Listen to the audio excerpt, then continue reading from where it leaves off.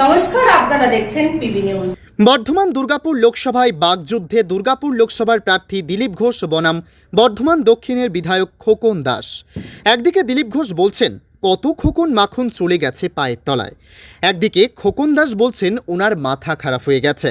মাথাটা ওনার খারাপ, মেদিনীপুরের লোককে মাথা খারাপই করে দিয়ে এসছে, এখানেও কিছু লোককে উনি মাথা খারাপ।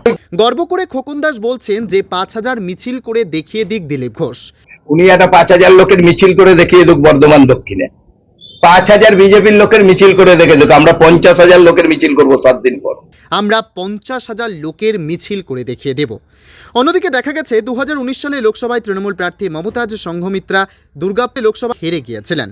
২০২১ সালে বিধানসভায় খোকন দাস কাঞ্চননগর রথতলায় নিজের ওয়ার্ডে হেরেছিলেন। আজ তিনি কিভাবে গর্ব করে বলেন, আমরা দিলীপ ঘোষকে হারিয়ে জিতব। উনি ওই কোথায় খিচুড়ি খাওয়াচ্ছে, কোথায় চায়ের দোকান, কোথায় মাঠ, ওসব করে বেড়াক।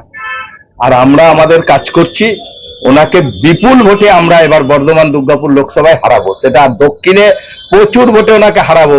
আরে বাবা, দিলীপ ঘোষ তো এমনি পাগলের মতো সব জায়গায় বলছে, অ্যাকচুয়ালিও পাগলই।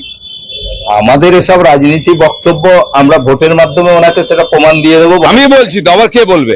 দিলীপ ঘোষ বলছে, তারপরে কেউ বলতে পারে না। উনি ওই কোথায় খিচুড়ি খাওয়াচ্ছে, কোথায় চায়ের দোকান, কোথায় মাঠ, ওসব করে বেড়াক।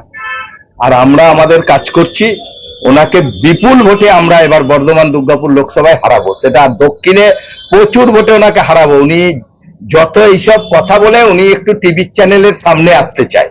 আদৌ তো উনি মিছিল মিটিংও করতে পারছে না, কিছু করতে পারছে না। কে রামনবমী করছে, আমাদের ছেলেরা সেখানে যে সামনে দাঁড়িয়ে।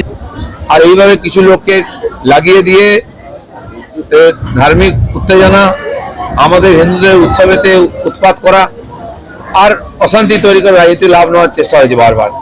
আর যদি তদন্ত হয়, দোষীরা সাজা পায়, এটা বন্ধ হবে। আমাদের ছেলেরা খিচুড়ি খাওয়াচ্ছে, কেউ না বললেও সেখানে চলে যাচ্ছে। এইটা উনি করে, উনি চাইছে প্রতিদিন যাতে টিভিতে আমাকে দেখায়। এসব দেখা দেখি করে কিছু হবে না। যত দিন আসবে তত বিজেপি এখানে কোনো লোক খুঁজে পাবে না, সে অপেক্ষায় উনি থাকুক। ভোটের পর বুঝে নেবো বলেছে। কাকে বললো ভোটের পর বুঝে নেবো, কালকে বলেছে। আরে উনি এখনই বুঝে নিন, ওনাদের এত ক্ষমতা আবার ভোটের পর কেন? সারা দুনিয়ার লোককে বুঝে নিচ্ছে, আমাকেও বুঝে নেবে। কত খোকন মাখন চলে গেছে রে পায়ের তলা দিয়ে, সময় আসছে। এখনই নু আমার পায়ের তলায় কে ওনার পায়ের তলায় কে? আর ওইসব ওনার মন্তব্য করতে চাই না। উনি বয়স্ক মানুষ, কিন্তু মাথাটা ওনার খারাপ।